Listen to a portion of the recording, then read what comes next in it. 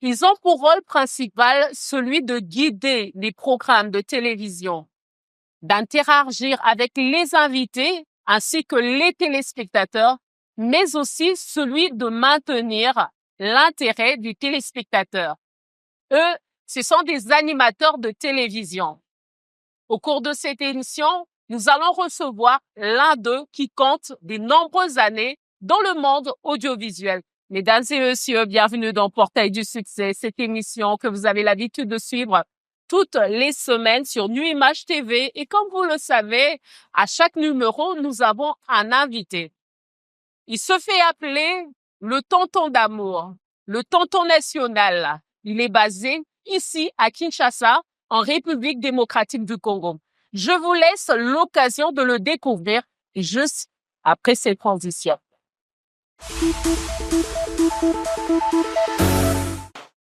Tonton d'amour. Bonjour Candice. Bonjour et bienvenue dans cette émission. Merci. Prenez place s'il vous plaît. Monsieur Jaco, tout est là. Vous êtes une personnalité médiatique. Vous êtes mieux connu sous le nom de Tonton Jaco, Tonton d'amour, ainsi que Tonton national. D'où vient l'origine de ces appellations? Ah ben, Tonton Jaco, c'est un nom qui est venu à partir d'une émission que je faisais, que j'animais avec les enfants. Oui. Il y a très très longtemps, dans les années 96, 97, 98, jusqu'à 2000 d'ailleurs. Mhm. Et l'émission pour enfants, je le faisais à téléphone ouvert. Donc c'est les enfants qui appelaient à partir de la maison et tout ça. Et je parlais avec les enfants. C'était très bien, très émouvant et très très bien. Et un jour, en pleine émission, je dis allô et il y a une petite fille à partir de la maison qui dit bon, bonjour tonton Jaco d'amour. D'abord, c'était tonton Jaco tout court Oui. parce que vu que j'animais l'émission pour enfants, je me suis dit bon, allez, je suis leur tonton. Oui. Alors du coup, je suis parti comme ça avec tonton Jaco. Et puis il y a une petite fille un jour qui m'a appelé tonton Jaco d'amour. Mhm. Et c'est parti comme ça. J'ai trouvé ça très mignon et je l'ai gardé comme ça. Et le tonton national, c'est quand on devait commencer avec la chaîne B1. Et avant B1, on avait une structure de production qui s'appelait BIC Congo Actualité. Mhm. Et dans BIC Congo Actualité, Mhm. j'animais, je présentais c'était pas le journal télévisé, mais c'était plutôt la revue de presse. Ok. Mais la revue de presse qu'on avait créée, notre revue de presse à nous, au lieu que ce soit une voix off, c'était la revue de presse avec un présentateur. Ok. Donc, et puis il y avait aussi le journal télévisé. Et quand on a commencé B1, la radio, j'étais le seul qui animait à la radio à cette époque-là, parce qu'il y avait encore personne. Donc j'étais et à l'animation et à la technique. Ok. Donc je faisais le DJ, s'il faut le dire comme ça. Et je commençais de 6 heures à 20 heures. J'étais à la radio, j'animais et tout ça avec différents programmes. Et vu que je ne voulais pas qu'on sache que la personne qui anime à la radio, c'est cette personne-là qui nous présente le journal télévisé. Sinon, tu vois, après, ça n'allait pas faire sérieux. Par exemple, lui, il nous parle des choses sérieuses à la télé et à la radio, c'est lui qui est en train d'animer comme ça. Oh, tu vois. Alors, pour éviter, vu que déjà à la base, on m'appelle Tonton Jaco et que tout le monde partout, on m'appelle Tonton Jaco. Et moi-même, je me dis, je suis donc le tonton de tout le monde, donc le tonton national. Alors du coup, quand j'animais à la radio, c'est comme ça que j'animais. Je disais, voilà, c'est le tonton national qui vous salue, le tonton de tout le monde, la fierté du pays. Et c'est parti comme ça, tonton national, et c'est resté. Mhm. Alors justement, on parle de votre carrière, de vos débuts, justement. Alors, comment et pourquoi avez-vous choisi la télévision dans vos débuts? Ah, ben, la télévision, d'abord, je peux dire que c'était mon kiff. J'aimais beaucoup faire la télé et surtout la radio. Ouais, et surtout la radio. Moi, en principe, j'aime beaucoup la radio que la télévision. Mais qu'est-ce qui est arrivé avant, la télé ou la radio? Qu'est-ce qui est arrivé avant? Mais c'est la télé qui est arrivée avant. Ok. Voilà, c'est la télé qui est arrivée avant, mais je continuais à garder quand même mon amour pour la radio.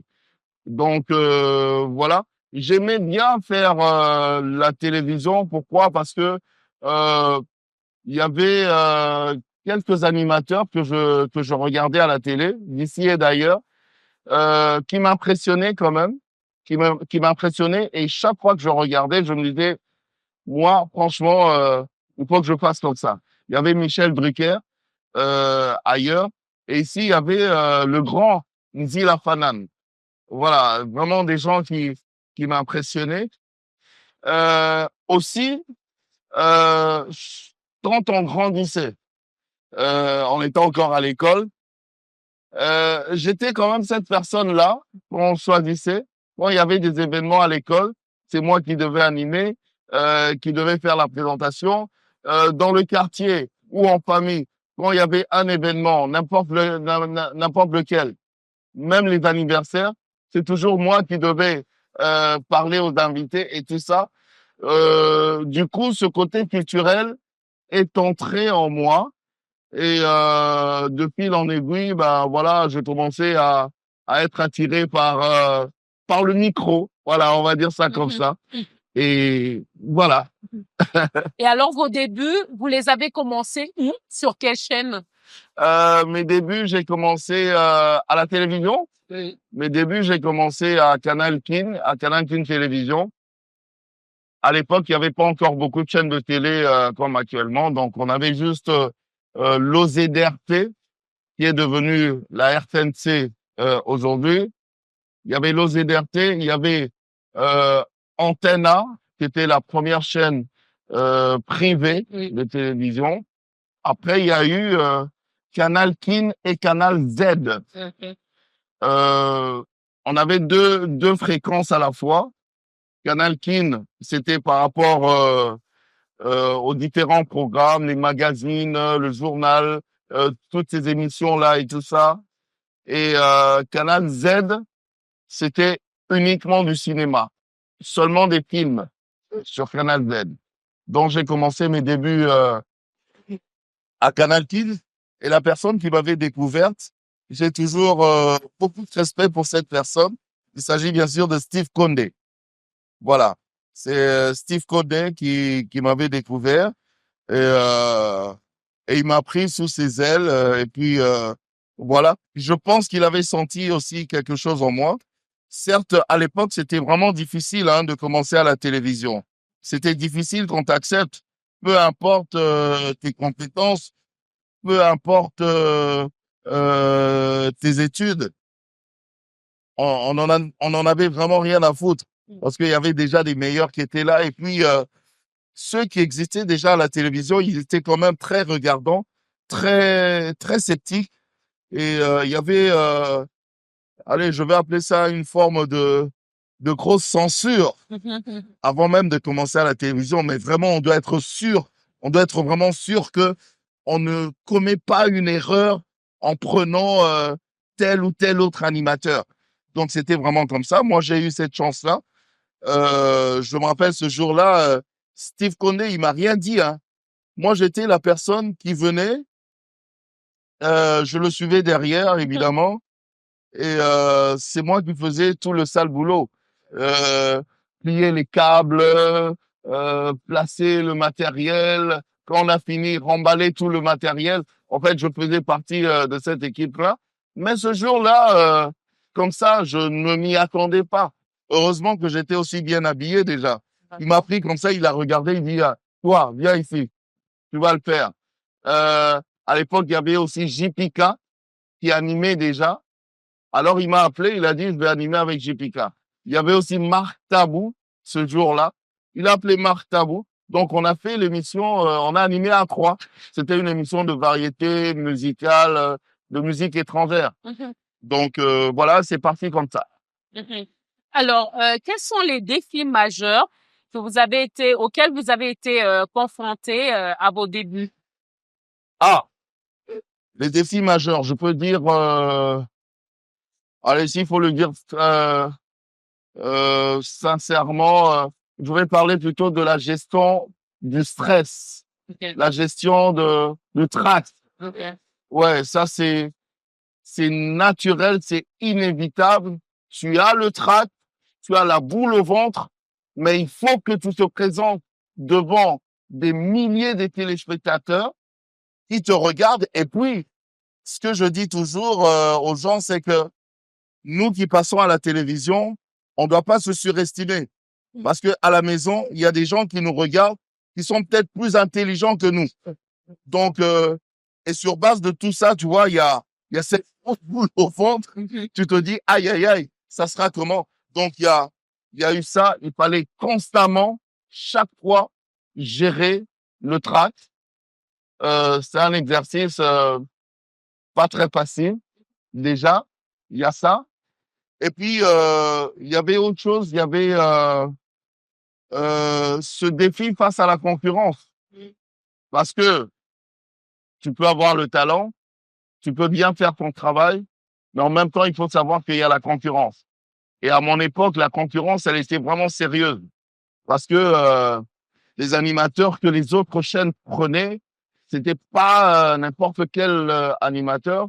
Alors, il fallait faire face à tout ça, euh, être, être non seulement le meilleur, mais arriver à se démarquer pour être remarquable.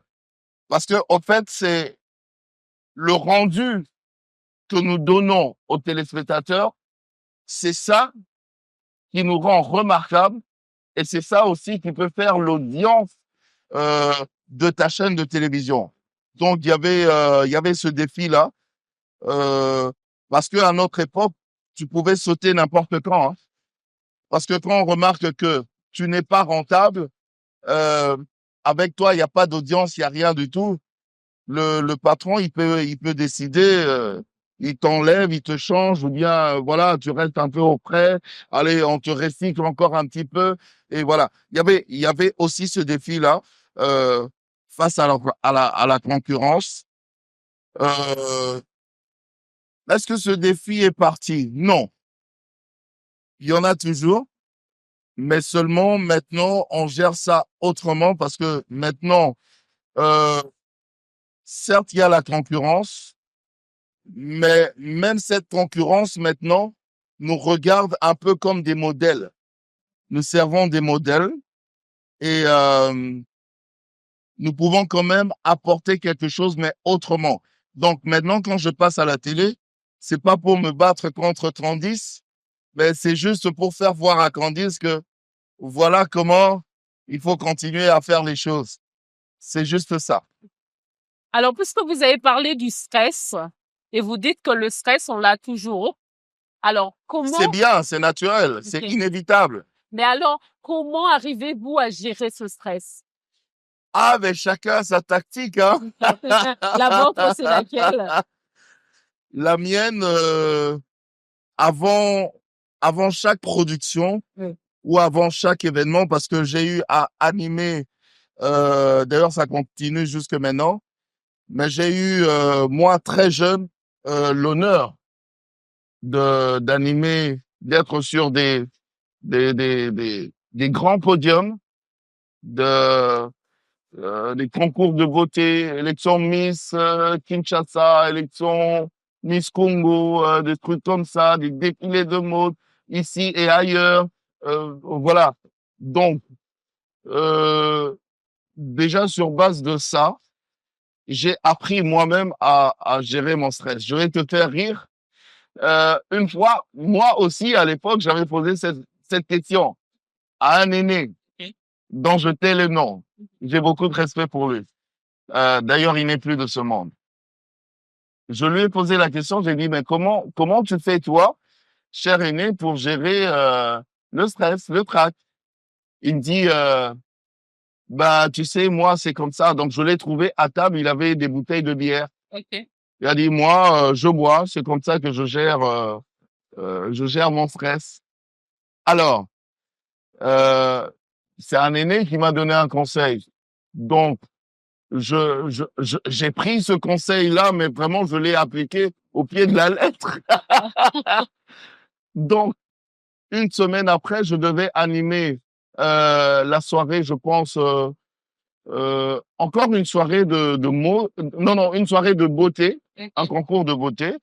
C'était au Grand Hôtel Intercontinental à l'époque. Alors, on m'a logé, j'étais bien évidemment logé dans ma chambre et tout ça, question que je sois à l'aise, bien à l'aise, et c'était en direct.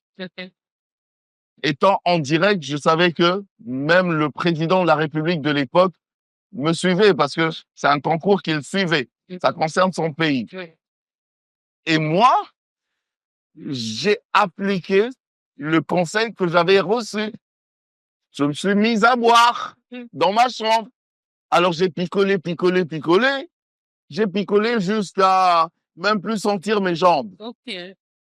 Alors, à un moment là, il y a le régisseur qui entre, le réalisateur. Il entre, c'était un blanc, un Français, Luc, que je salue. Il entre, il me dit, Jaco, c'est à toi dans 5 minutes. Mais Jaco, il était bourré. Alors,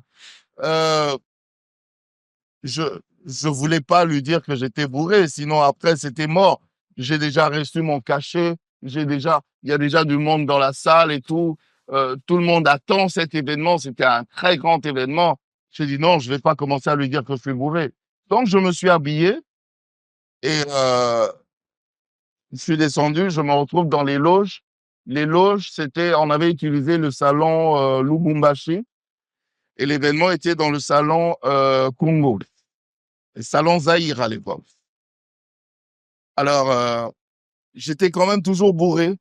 Je transpirais à grosses gouttes alors la salle était climatisée. Alors, juste quand on me dit, c'est à toi dans 5, 4, 3, il y a mon cœur. C'est en ce moment-là que, bien que bourré, il y a une partie de moi qui me disait, hey, Jaco, t'as pas droit à l'erreur. Il y a des gens qui t'attendent là. Tu déconnes pas. Alors, dès que je suis entré sur le podium dans la salle, dès que j'ai dit, mesdames, messieurs, bonsoir, les applaudissements qu'il y avait dans la salle et tout, c'est comme si les gens m'attendaient. Ça m'a redonné de la force. Mais tu sais que sur place, là, je voyais personne, hein. J'étais bourré. Je voyais personne. Et puis, allez, au fur et à mesure que l'événement évoluait, allez, je me calmais quand même, ça se diluait et tout. Quand ce jour-là est passé, moi-même, je me suis dit, désormais, Jaco, tu prends rien. Tu restes lucide. Donc, moi, à chaque événement ou avant chaque production, je reste lucide. Seulement, je me retire dans mon coin, où il y a personne. Je reste concentré, je respire. Mais vraiment, j'ai personne. J'essaie même pas de me distraire. J'essaie de respirer et tout ça et ça. Et quand c'est pour soit le journal ou une émission, un magazine, je me retire aussi toujours dans mon coin. Non seulement que je respire, mais j'ai mes papiers. Je m'exerce déjà à faire ma mise en bouche et tout ça tranquille pour que quand je vais commencer, allez, ça va aller comme ça. C'est ma façon à moi de gérer mon stress. Est-ce qu'aujourd'hui, j'ai plus le stress? Je l'ai toujours. Il faut l'avoir, hein. Il faut l'avoir, cette boule au ventre. Mais sinon, si tu ne l'as pas, tu risques de faire n'importe quoi. Quand tu es trop sûr de toi, tu risques de faire n'importe quoi, tu vas te casser les dents et tu vas décevoir les gens. Donc moi, le stress, c'est bon, il faut l'avoir. Alors, tonton Jaco, vous êtes un animateur de renom et vous avez une longue carrière. Vous avez parlé de vos débuts, mais en quelle année avez-vous débuté? Et puis aujourd'hui, en termes d'années, ça fait combien d'années que vous êtes dans l'animation? Alors, moi, j'ai débuté dans les médias en 1996, 96. Et jusqu'aujourd'hui, je suis là. On est en 2025.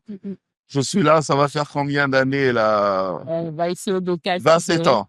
Ok. Ben voilà, ça fait 27 ans que je suis là. D'accord. Et Alors, vous avez animé plusieurs émissions. Vous avez animé des émissions. sauf les émissions de sport. Ok. Je disais toujours à mon producteur, à mes producteurs, je disais toujours, je peux tout faire sauf les émissions de sport. Pourquoi? Mais pourquoi? Parce que déjà, je connais pas. S'il faut parler football, je connais pas déjà tous ces joueurs-là. Donc, je risque, et je faisais rire. Je disais, à l'époque, euh, Matthew Todd, il va se rappeler.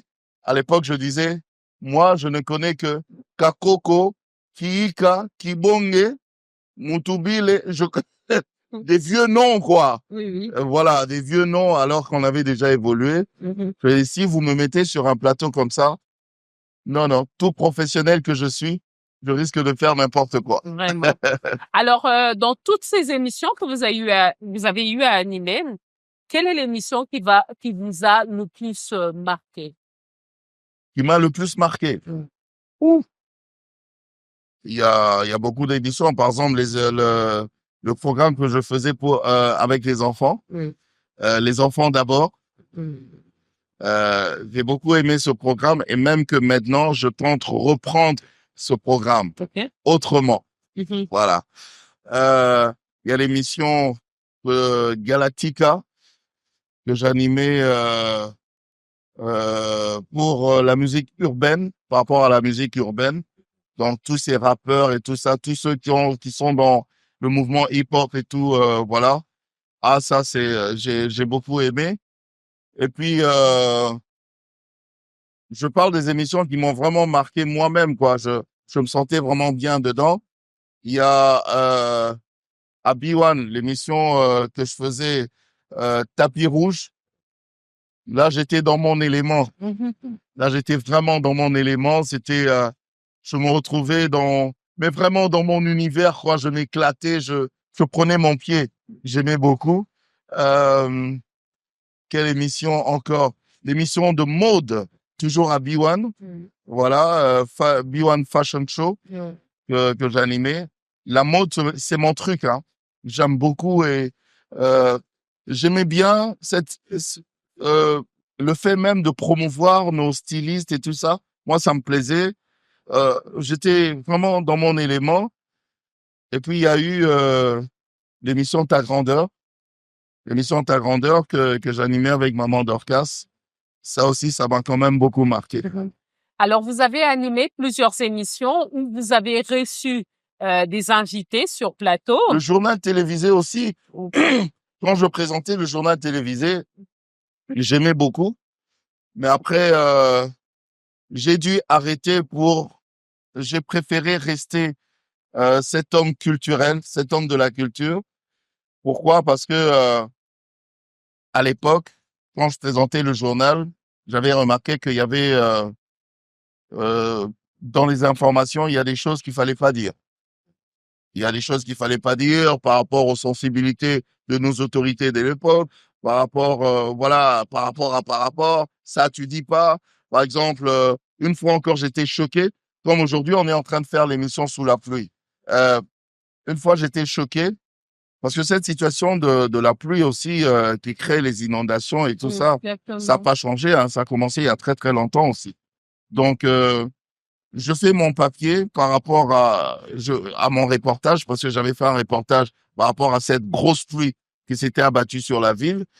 Et il y a mon patron carrément qui vient corriger mon papier pour me dire que ça, tu devrais pas dire. Ça, tu devrais pas dire, mais sinon, si tu tiens à le dire, dis aussi que les autorités sont en train d'y travailler pour que la situation puisse changer. Et pourtant, ça n'a pas changé. Pour preuve, jusqu'aujourd'hui, on a eu encore une pluie, une grosse pluie. Maintenant, allez, on va dire 20 ans plus tard, mais voilà, c'est toujours la même situation. Donc, ça n'a pas changé du tout, du tout. Ça m'avait dérangé. Et puis, autre chose qui m'avait dérangé, une fois, j'avais écrit, parce que j'étais aussi dans la presse écrite, J'aime beaucoup écrire, hein. OK. Vous J'étais avez dans la même presse. publié un ouvrage en parlant d'écrire en écrit, Voilà. ouais. Donc, j'ai écrit un article par rapport à un événement qui s'est passé à Bruxelles, où la première dame de l'époque avait été partie avec beaucoup d'artistes. L'événement s'appelait, je crois, Yambi. Je sais plus, c'était en quelle année. Papi Tamzei, il doit connaître aussi, parce qu'à l'époque, on a travaillé sur ça, lui et moi, et même Fils Matondo aussi, Papi Moulamba, Gintoto, voilà. Alors, je fais mon article en expliquant les faits que les gens, il y a des artistes qui étaient restés. Sur 100, je sais pas 100 combien d'artistes, ils sont rentrés que, je sais pas, 18 ou quelque chose comme ça. C'était un grand scandale. Et moi, j'ai fait mon article. Et nous, c'était la presse en ligne. Donc, paf, quand c'est parti, là-bas en Europe, précisément en Belgique, ils ont vu mon article. Ils ont vu mon article, ils ont imprimé mon article, ils se sont distribués mon article et ils ont montré à tout le monde pour dire, mais vous dites que les artistes n'ont pas fui, alors que la presse de chez vous parle justement de cela. Alors, comment vous allez expliquer cela? Ça m'a, ça m'a coûté beaucoup de problèmes parce que, en fait, j'aurais pas dû écrire ça, vu que déjà, c'est un peu comme si j'étais en train d'exposer la première dame qui avait organisé avec beaucoup d'amour cet événement. Euh, ouais, j'aurais pas dû, mais bon, c'est la vérité aussi. On est journaliste ou pas. Donc voilà, tout ça, des choses comme ça, je me suis dit non, c'est bon. Moi, je préfère rester culturel. Comme ça, les histoires des autorités et leurs trucs, ils font leurs trucs, et moi, je reste dans mon mood, et puis il n'y a pas de souci. Mhm. Voilà. Alors, tonton Jaco, vous avez eu à recevoir plusieurs invités lors de vos émissions, j'étais en train de le dire. Et donc, quelle est la relation que vous gardez avec ces invités hors plateau? Hors plateau, Mm. mais relation amicale, mais vraiment très amicale, mais en gardant le respect, on garde le respect. Euh, J'essaye de pas faire d'amalgame, pas de mélange. Donc, il faut bien, on peut rester amis, mais tout en sachant que, ben voilà, mon invité, c'est quand même une autorité que j'ai reçue, Mhm. ou c'est un artiste connu, une icône, une légende que j'ai reçue. Donc voilà, je continue à les traiter avec beaucoup de respect. C'est réciproque aussi. Eux, ils font pareil avec moi. On garde cette relation d'amitié, même avec beaucoup de pasteurs. Mhm. On a cette relation d'amitié, cette relation de fraternelle. Mais moi-même, je sais que, attention, là, c'est quand même le pasteur Marcelo. Là, c'est quand même le pasteur Timothée Cabacele. C'est quand même le pasteur tel, le pasteur tel. Donc, je, on est, on est amis, on est frères, mais je dois garder le respect que j'ai pour eux. Je sais pas si j'arrive à me faire comprendre. C'est-à-dire que, euh, cela ne doit pas me faire oublier que j'ai affaire à des personnes importantes. Voilà. Donc, et je pense même que ça marche parce que, vu le respect que moi je leur donne, ils me renvoient l'ascenseur. Je crois que c'est pour ça que eux aussi, à leur tour, ils me respectent et on garde cette relation comme ça. Oui, parce qu'en même temps, allez, moi je suis pas cet animateur-là qui va déjà qui se bat sur le plateau avec ses invités.